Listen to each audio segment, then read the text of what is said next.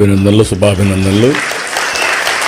ఈరోజు ప్రత్యేకంగా ఎన్ఆర్ఐస్ అందరూ వచ్చారు, కానీ ఇందులో మెజారిటీ నా లెక్క ప్రకారం 100% ఎన్ఆర్ఐ తెలుగుదేశం పార్టీ కార్యకర్తలే ఆ బ్యాక్గ్రౌండ్ వాళ్ళు ఎక్కువ వచ్చారు. వాళ్ళందరికీ కూడా అభినందనలు. ఇప్పుడే ముగ్గురి స్పీచెస్ విన్నారు మీరు.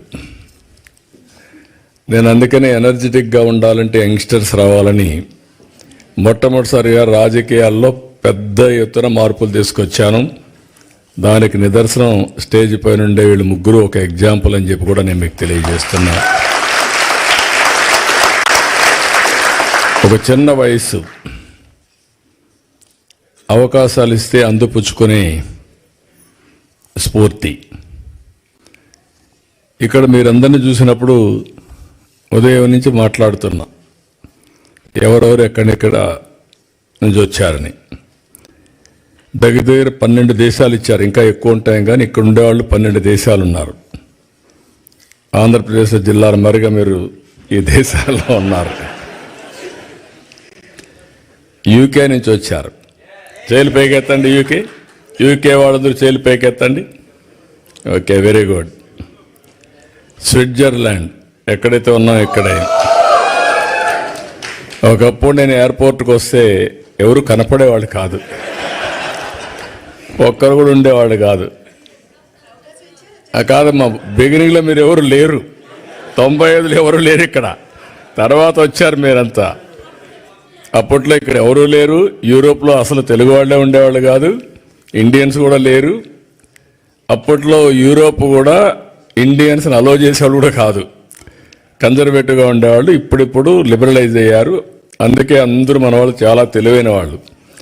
ఎక్కడ అవకాశాలు ఉంటే అక్కడికి వెళ్ళిపోతారు. అప్పుడు నేరుగా అమెరికాకి వెళ్ళిపోయారు. ఇప్పుడు అమెరికా నుంచి చూస్తే ఇప్పుడే ఒక మిత్రుడు మాట్లాడాడు, చాలా బాగా చెప్పాడు. బోలెడన్ని అవకాశాలు ఉన్నాయి యూరోప్లో. ఇది ప్రారంభం మాత్రం. మీరు ఊహించనటువంటి అవకాశాలు ఇండియన్స్కి ప్రపంచం మొత్తం వస్తాయి. ప్రత్యేకంగా తెలుగు వాళ్ళు అందరిలో అగ్రస్థానంలో ఉంటారు, దానికి అనుమానమే లేదు మీకు. అయితే అప్పుడప్పుడు నేను మాట్లాడినప్పుడు అనిపిస్తుంది మీకు, ఈయన ఇట్లే మాట్లాడతాడులే, మనం చేసేది ఏముంది, వచ్చాం విన్నాం వెళ్ళిపోయి పడుకుందాం అనుకుంటారు. అది కాదు. ఒక పట్టుదలతో మీరు చేయగలిగితే, ఈరోజు నేను ఇదైనా ఒకసారి మాట్లాడతాను. జర్మనీ నుంచి వచ్చారు, చేలిపోతాను. జర్మనీ ఒకప్పుడు మోస్ట్ అడ్వాన్స్డ్ కంట్రీ, ఇప్పుడు కూడా, రేపు కూడా టెక్నాలజీలో. కానీ యూరోప్ మొత్తం ఏజింగ్ ప్రాబ్లంతో మీకు ఎక్కువ అవకాశాలు వచ్చే పరిస్థితికి వచ్చాయి.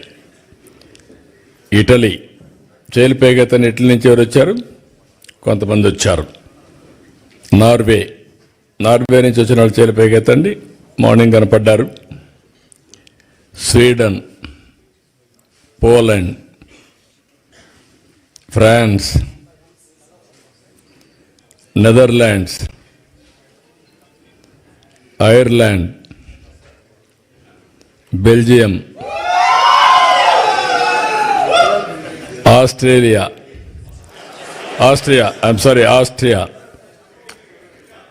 నువ్వు ఉన్నావు, లేకపోతే చాలా కొరతగా ఉంటుంది. నేను అదే అన్నాను. ఇప్పుడు ప్రపంచంలో ఎన్ని దేశాలు ఉన్నాయో అన్ని దేశాల్లో తెలుగు ఫుట్ ప్రింట్ ఉండాలి. అన్ని దేశాల్లో తెలుగు వాళ్ళు ఉంటారు, ఇండియన్స్ ఉంటారు. అది సాధ్యం. ముందు ఆ విశ్వాసం మీకు వస్తే ఇది ఎట్టి పరిస్థితుల్లో కూడా జయప్రదం అవుతుంది.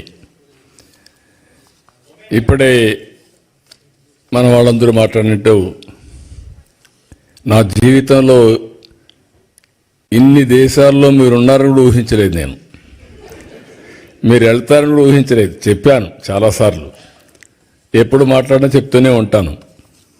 కానీ దాన్ని అందిపుచ్చుకొని మీరు ఇన్ని దేశాలకు పోతే, ఫస్ట్ టైం నేను జైల్లో ఉన్నప్పుడు ఎక్కడెక్కడి నుంచో మీరు డెమాన్స్ట్రేషన్లు చేస్తూ ఉంటే ఇన్ని దేశాల్లో తెలుగు వాళ్ళు ఉన్నారా అని నాకే ఆశ్చర్యం కలిగే పరిస్థితి వచ్చింది. అది 1-2 రోజులు చేయాలా మీరు? నేను జైల్లో ఉన్న 53 రోజులు నిరంతరం మీరు ఉద్యమాలు చేశారు. దీనికి నా జీవితాంతం నేను అనుకున్నాను. కొంతమంది చనిపోయినా గుర్తుంటారు, కానీ నేను బ్రతుకున్నగానే గుర్తుపెట్టుకున్నారంటే నా జీవితంలో మర్చిపోలేను. అక్కడి నుంచి ఎన్నికలు వచ్చాయి. ఎన్నికల్లో కూడా చాలా సమర్థవంతంగా మేము ఆలోచించాం. రాష్ట్ర భవిష్యత్తు ఒక